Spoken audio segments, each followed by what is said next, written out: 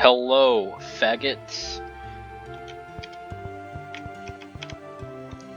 So the first quest we're gonna do today really isn't much of a quest at all. It's just talking, essentially. Let's go check it out.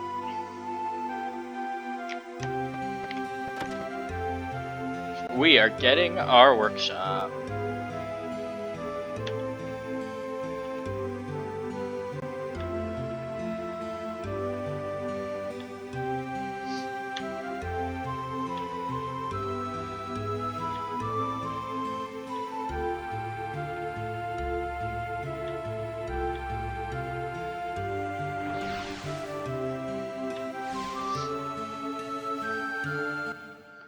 Alright, so here comes the exhilarating quest.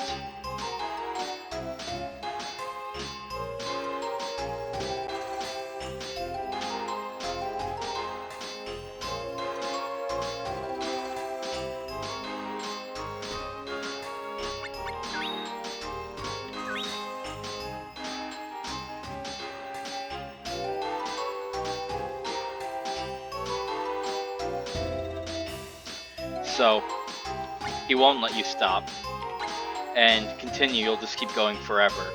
So you just need to keep asking questions and go through every single one.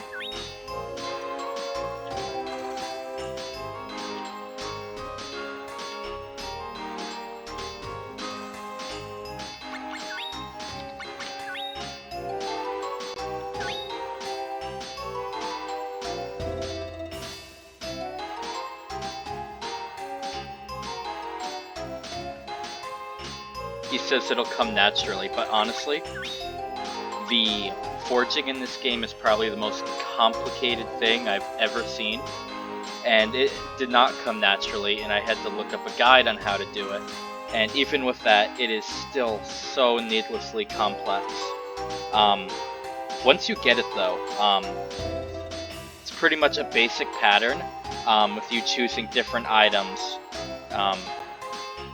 that have attributes you just know from experience, and you can actually make some pretty strong shit.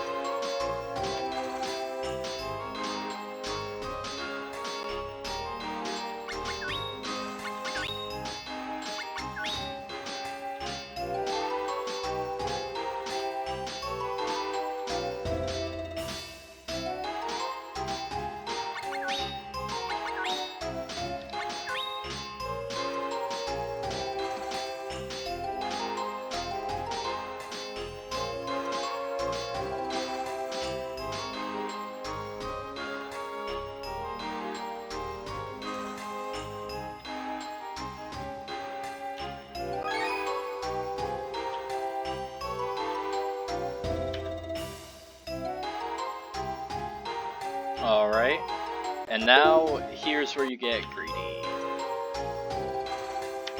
Because Watts is a retard and blames me for everything, I'm gonna steal more of his materials.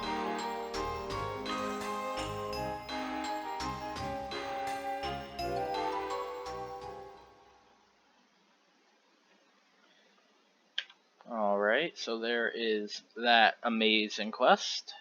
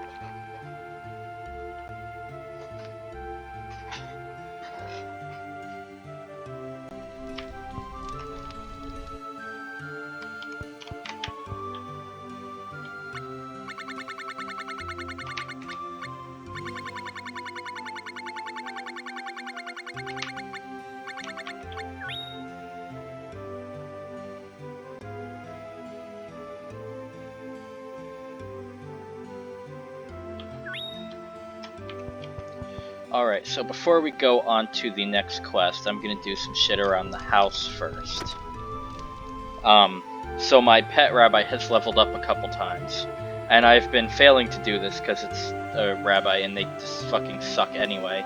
But every time your pet levels up, you can feed it, and that'll increase its stats, and I haven't been doing that.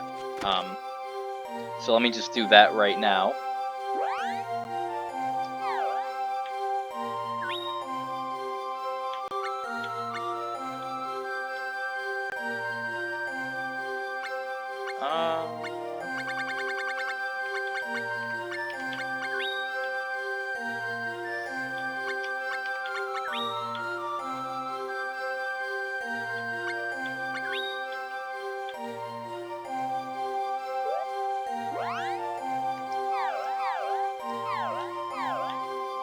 Alright.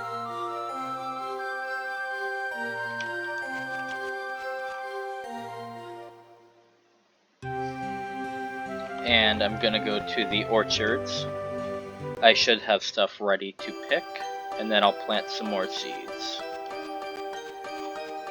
Here we go. Cabadillos. These are the best thing in the entire fucking game.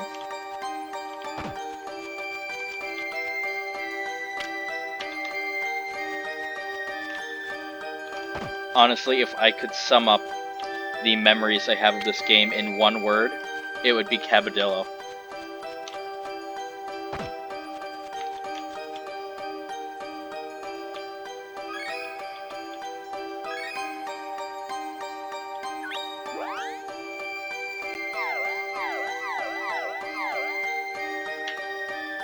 Give him some long seeds and then fat nut.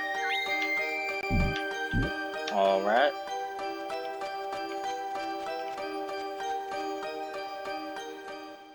I'm not going to temper anything in the workshop right now just because the weapons I have right now suck and I'd just be wasting materials on them. I'm going to do that after I get some better weapons and armor.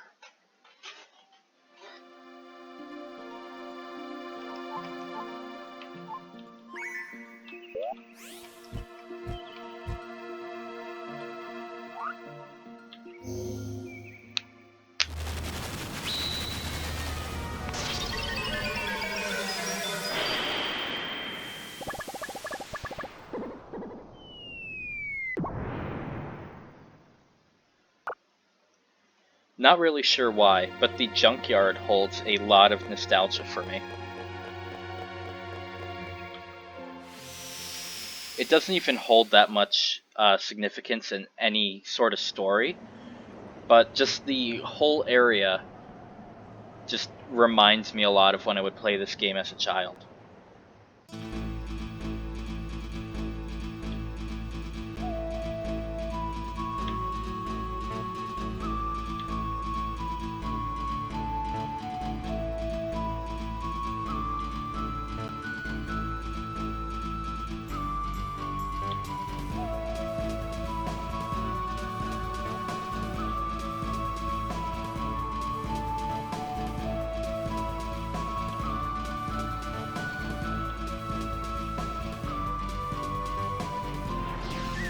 Alright, so now I get to go chase after that, whatever the hell it is.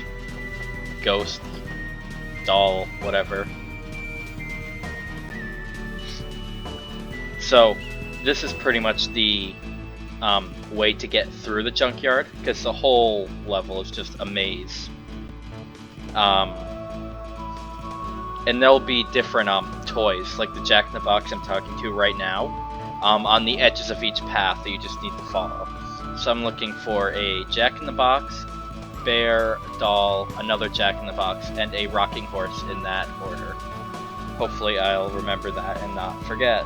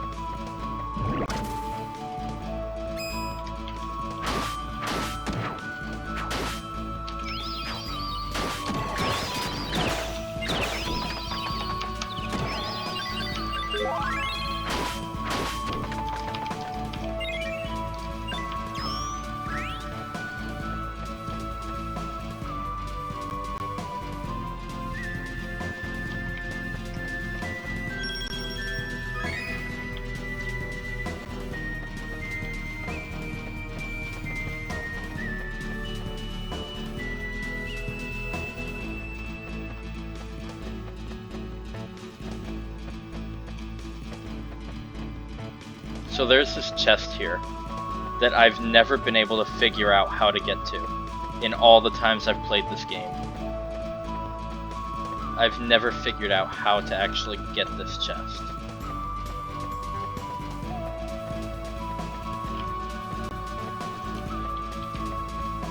There's a log there blocking it off, and there's no way to get in here. So I honestly do not know how to get it.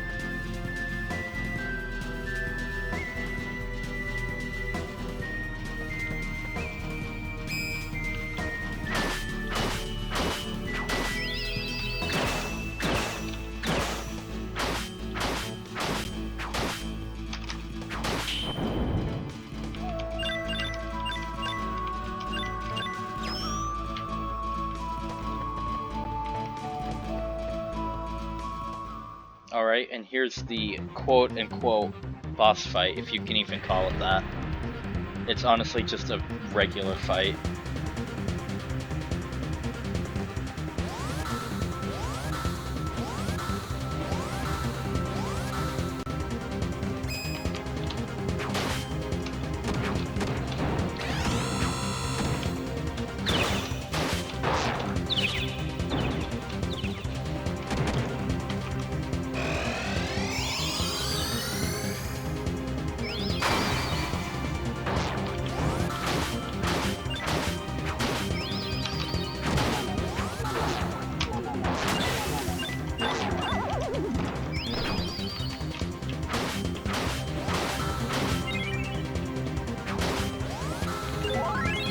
Alright, and there is the fight.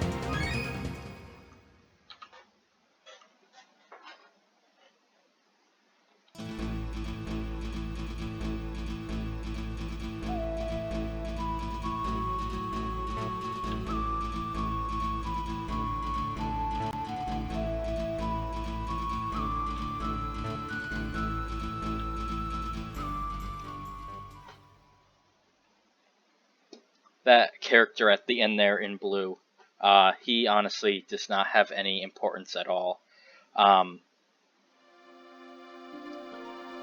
Eventually you will get a quest with him, but it's a very minor one, and he will give you a golem workshop, but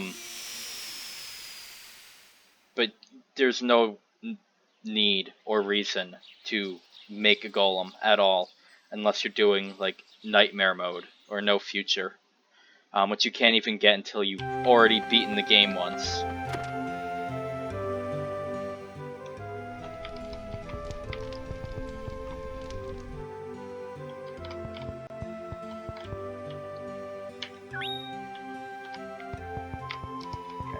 So the next quest we're going to do is going to introduce us to two very important characters in the story. It's going to be the start of the Jumi arc.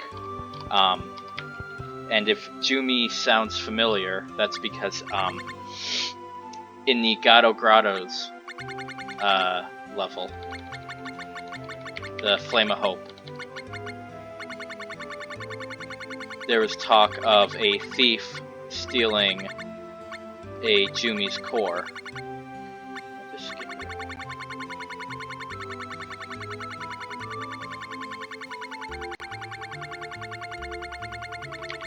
I'm so blind.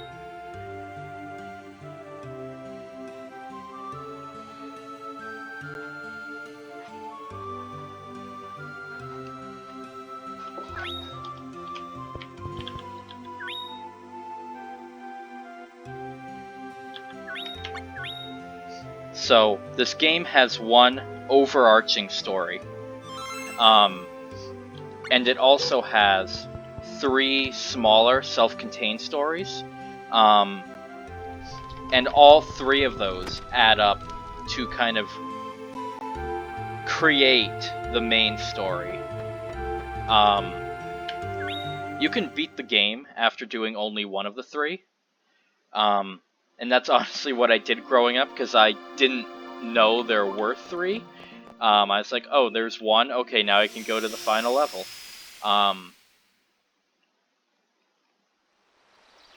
Each of the three, though, is actually extremely epic in its own way. And you'll get to see that soon enough. We've gone through most of just the filler quests. And now we can actually get into some story. So right now we're just trying to get Elazul, who we saw at the very beginning of the game.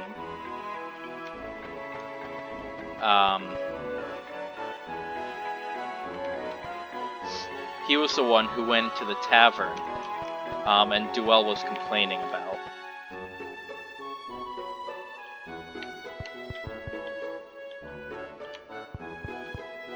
Normally, he should just pop up on the map.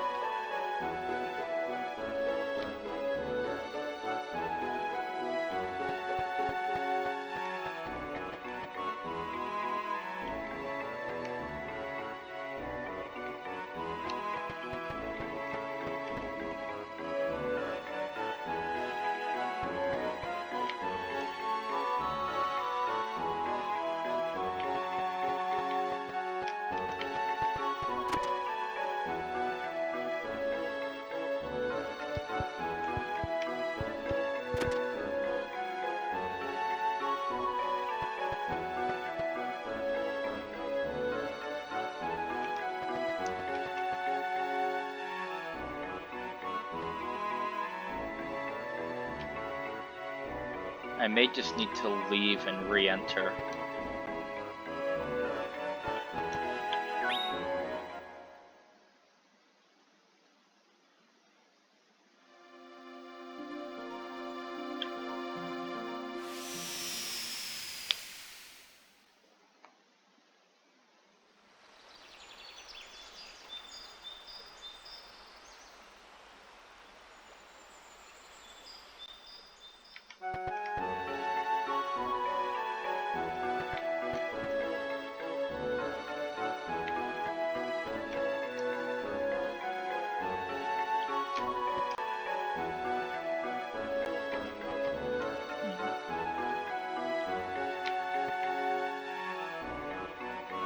This is actually a first for me. He's never not shown up before. I'm pretty sure we can do the quest without him. So I guess I'm just gonna go do that.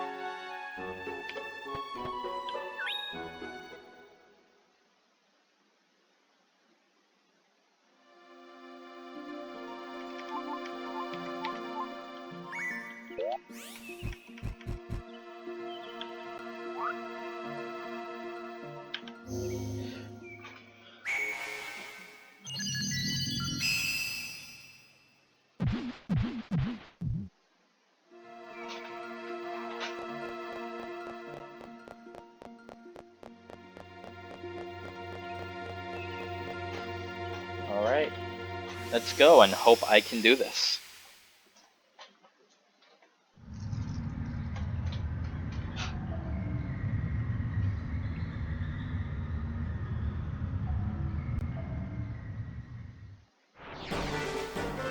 Well, the quest activated, so...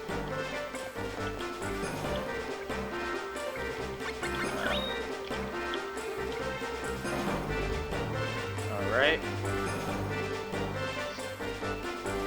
Also, I was talking about the songs in last episode. The one playing right here is Colored Earth, which makes sense considering it's underground.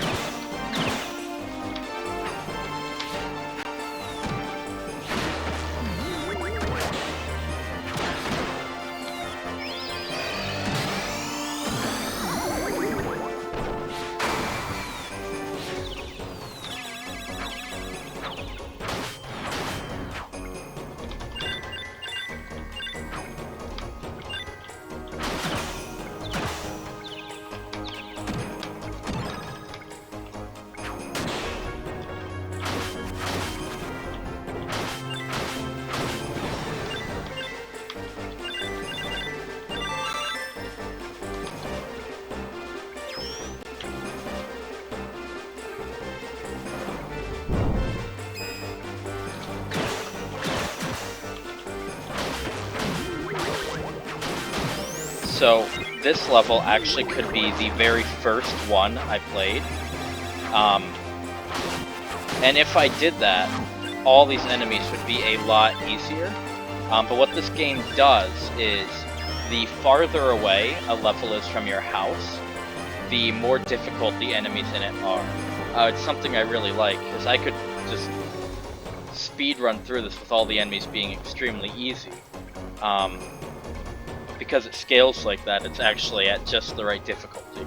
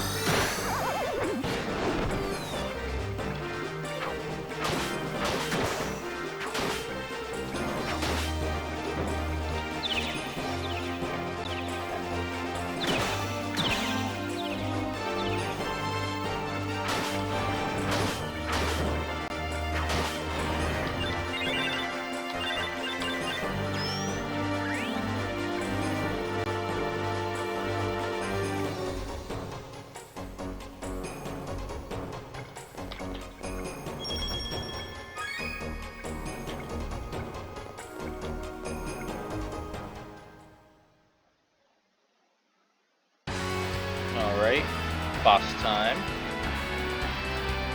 Normally this boss isn't that hard at all. Because it's scaled up, I might actually have a little trouble with it.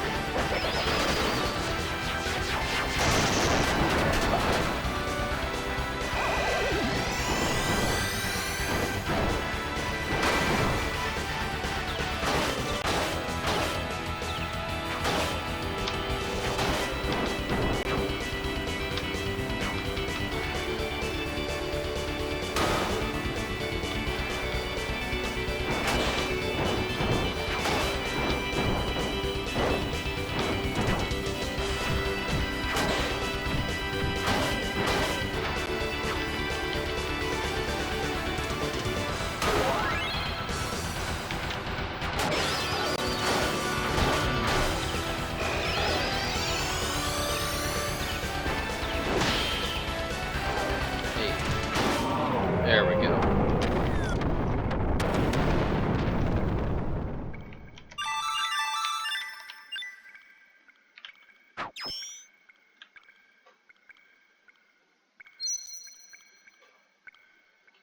Alright, and here is one of the characters. Pearl.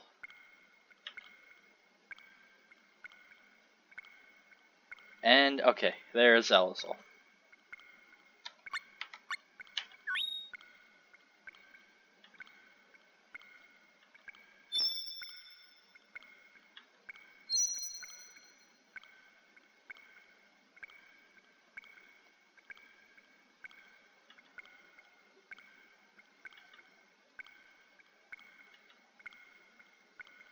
So I've never actually seen this conversation before, because I've always had Elazul with me when I go to save Pearl. This is a first.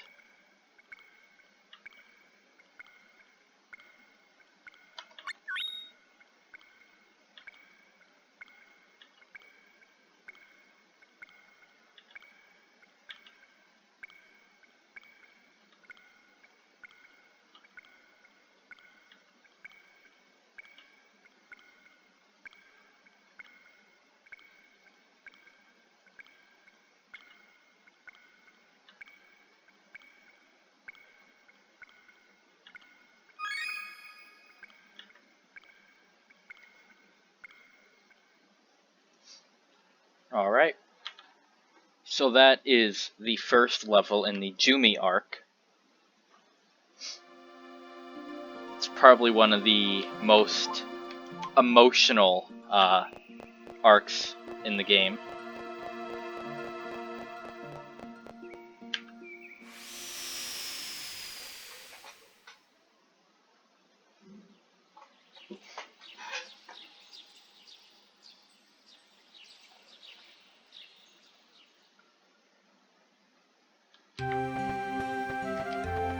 Right? So, gonna go save. And that's gonna be it for this episode. Okay. He's gone. Well, I guess that's a good place to stop it. And we will figure out where he went next time. Goodbye.